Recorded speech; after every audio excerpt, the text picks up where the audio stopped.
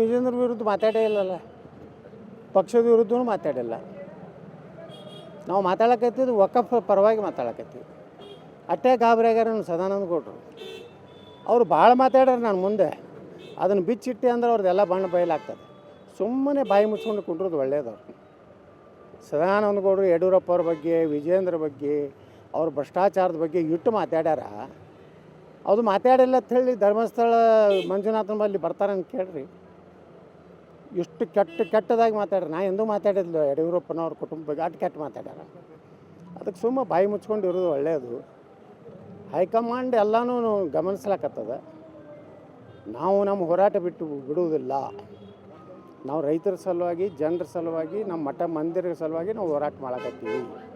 ನಾವೇನು ರಾಜ್ಯಾಧ್ಯಕ್ಷ ಆಗಬೇಕು, ಮುಖ್ಯಮಂತ್ರಿ ಅಭ್ಯರ್ಥಿ ಆಗಬೇಕಂತ ಹೋರಾಟ ಅಲ್ಲ, ಮತ್ತು ಯಾವುದೇ ಕುಟುಂಬದ ವಿರುದ್ಧ ಹೋರಾಟ ಅಲ್ಲ. ಇವ್ರು ಯಾರೂ ಗಾಬರಿ ಆಗೋವಂಥದ್ದು ಬೇಕಾಗಿಲ್ಲ. ಎದು ಗಾಬರಿ ಆಗ್ತೀರಿ ನಾವು ನಿಮ್ಮ ಬಗ್ಗೆ ಮಾತಾಡಲ್ಲ. ಒಂದು ಸದಾನಂದ ಗೌಡದ್ದು ಏನೈತೆ ಕೆಲಸ? ಏನೂ ಇಲ್ಲ. ಎಲ್ಲ ಈ ದೀಪ ಆರ್ದವ್ರ ಬಗ್ಗೆ ಮಾತಾಡೋದಿಲ್ಲ.